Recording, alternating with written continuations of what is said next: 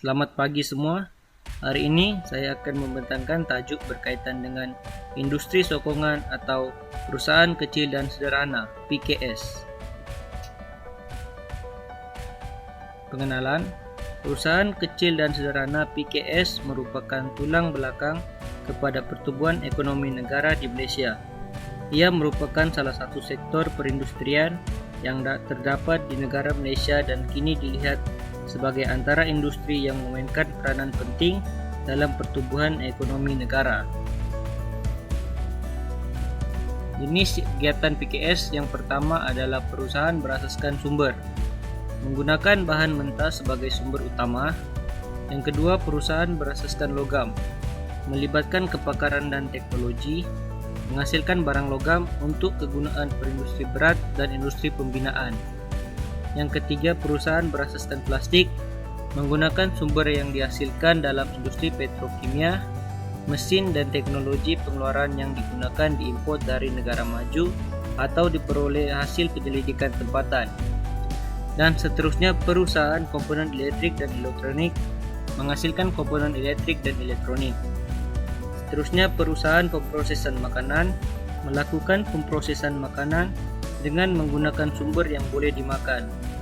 Dan akhir sekali, perusahaan pembuatan lain, melibatkan diri dalam pembuatan ubat-ubatan, pakaian, kraft tangan, dan komestik. Seterusnya, sumbangan PKS terhadap ekonomi. Yang pertama, mengurangkan pengangguran, membuka lebih banyak peluang pekerjaan. Yang kedua, meningkatkan pengeluaran dan pendapatan negara, mempelbagai jenis pengeluaran, dan menambah pendapatan negara. Yang ketiga, memperbaiki agihan pendapatan negara, mewujudkan pendapatan yang lebih setara. Seterusnya, meningkatkan tabungan dan pertumbuhan ekonomi, meningkatkan jumlah tabungan dalam negara, pertumbuhan ekonomi dapat dipertingkatkan. Seterusnya, menyediakan peluang latihan kepada pengusaha dan pekerja, memperoleh pengalaman dan kemahiran berterusan melalui kegiatan PKS, dan menimba pelbagai kemahiran.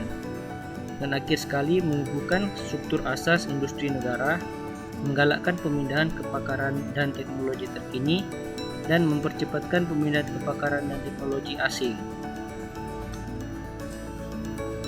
Masalah yang dihadapi oleh PKS yang pertama sekali ialah modal dan pembiayaan. Sukar memperoleh modal permulaan dan modal pusingan. Yang kedua, produktiviti dan teknologi yang rendah. Menggunakan teknologi yang rendah seperti peralatan mekanikal, pekerja tidak berpendidikan tinggi dan kurang mahir. Yang ketiga, masalah bekalan bahan mentah. Kadangkala bekalan bahan mentah PKS terputus dan tidak mampu membeli secara pukal. Dan yang keempat adalah masalah pemasaran. Bersaing sesama sendiri dalam pasaran tempatan dan tidak mampu membuat promosi pengeluaran kerana kekurangan modal. Dan seterusnya, masalah hubungan jalin dengan berat.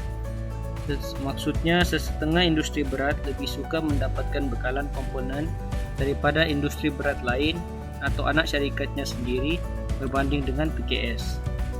Dan seterusnya, masalah pengurusan tidak mempunyai pendidikan yang tinggi dan menghadapi kesukaran untuk mentadbir dan mengendalikan operasi harian dengan cekap. Dan akhir sekali ialah masalah lokasi. Didirikan di tapak yang tidak sesuai untuk menjalankan operasi pengeluaran. Seterusnya, program pembangunan yang dilakukan oleh PKS.